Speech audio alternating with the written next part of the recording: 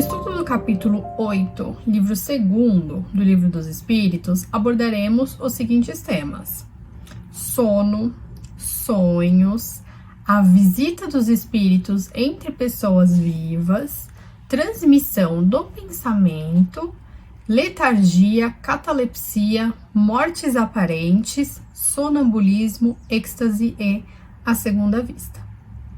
Bom, primeiro vamos conversar um pouco sobre o sono e os sonhos. O sono é aquele período de descanso para o corpo físico, que necessita dessa pausa para recuperação da energia que foi gasta durante o período de atividades do dia a dia. Entretanto, o espírito não precisa de uma pausa propriamente dita. E enquanto o corpo relaxa durante o sono, o espírito se desdobra, entrando em contato com outros espíritos e indo a lugares. Por isso, a importância da prece e boas vibrações antes de dormir.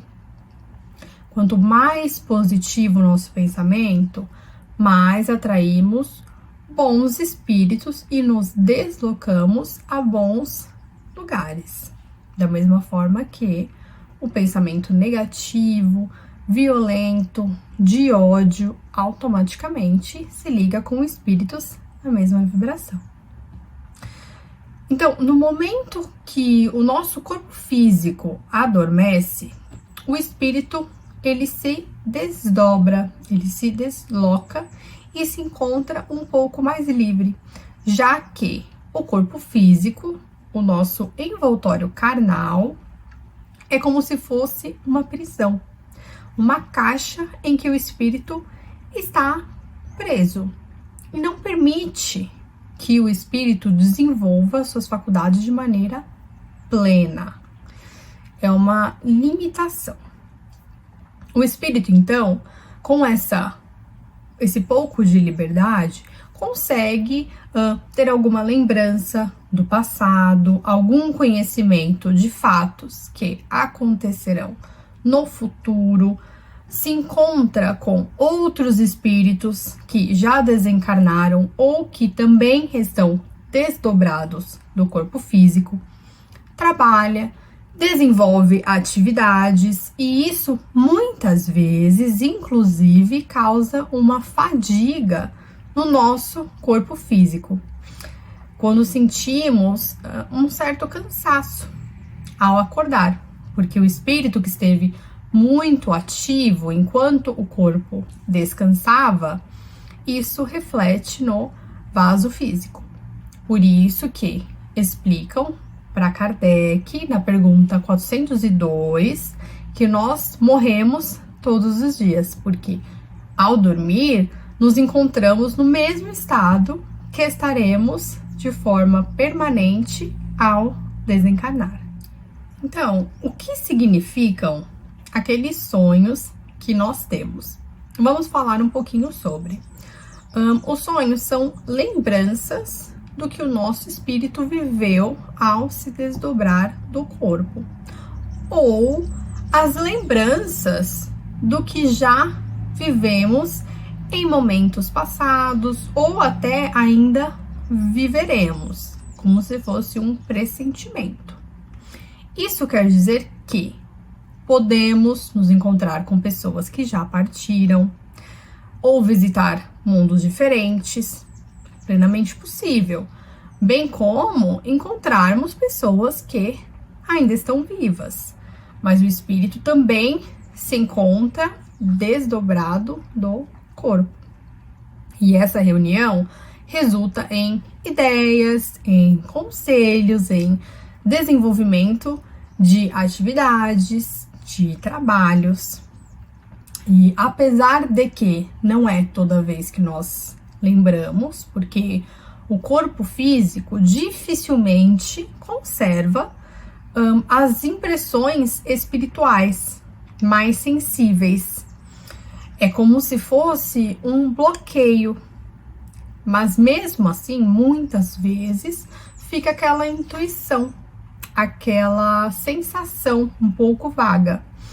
Ou então, nesses nossos momentos de desdobramento, somos muitas vezes aconselhados pelos espíritos e nos recordamos dos conselhos ou ao acordar ou futuramente em momento oportuno.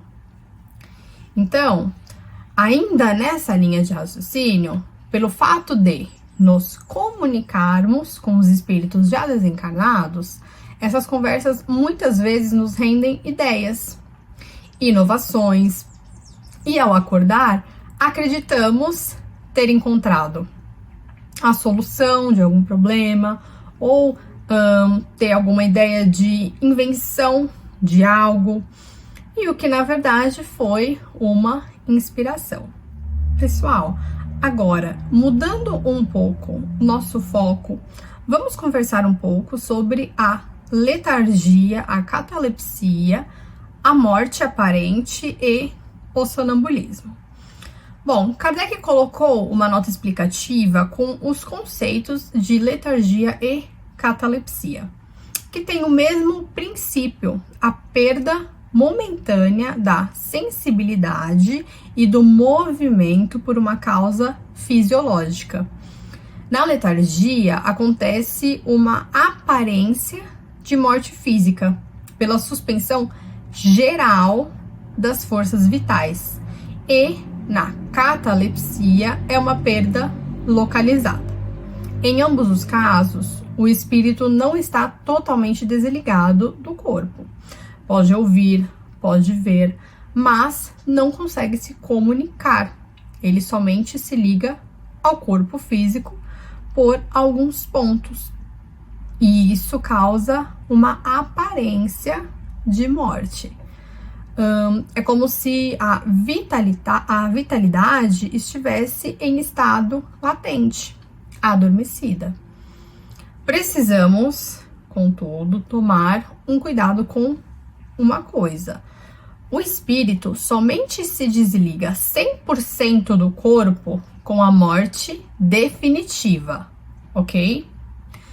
Uma vez que os laços se rompem pela morte e os órgãos encerram funcionamento, o espírito não retorna mais.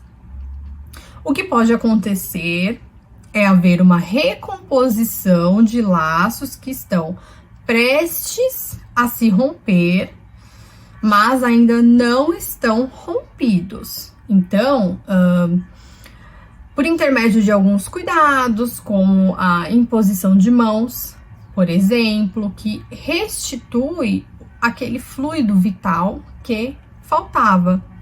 Então, caso alguém esteja em um estágio de quase morte, mais uma vez que se consuma, não tem volta.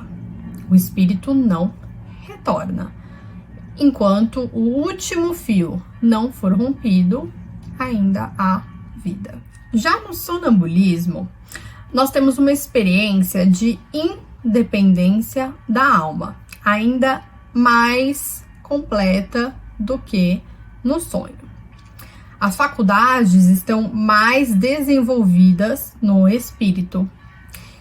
Existem percepções e sensações que não conseguimos alcançar no sonho, porque o espírito é inteiramente ele mesmo e acaba fazendo uso do corpo físico para algo que necessite.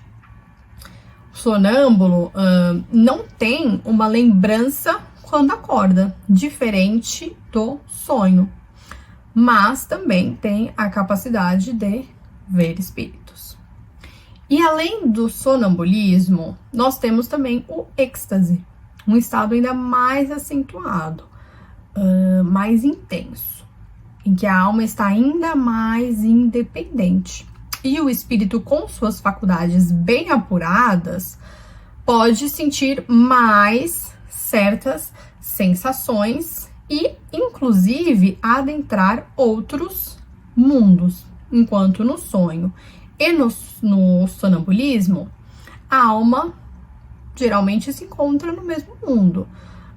No êxtase há uma ligação diferente, mais intensa, sentindo sensações superiores e felizes de determinado mundo. A ligação que fica com o corpo físico é muito sutil.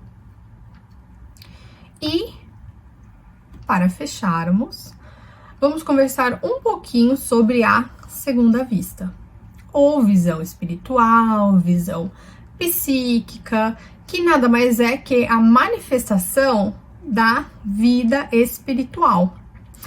Nós enxergamos pelos olhos do espírito e não pelos olhos do corpo físico. O perispírito, o nosso corpo espiritual, é o órgão sensitivo do espírito. E quando o espírito se encontra encarnado, é por intermédio do perispírito que tem percepções das coisas espirituais, que escapam o sentido físico dos olhos, dos ouvidos, do toque.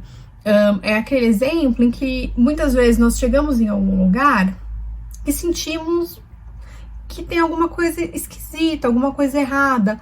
Aparentemente, visualmente, nada está errado, mas é uma sensação. Do mesmo jeito em que algumas pessoas se aproximam e nós sentimos algo muito bom ou algo muito ruim, e aparentemente está normal. Essa é a nossa visão espiritual. Nós enxergamos e sentimos pelo nosso espírito, seja durante o sono ou não.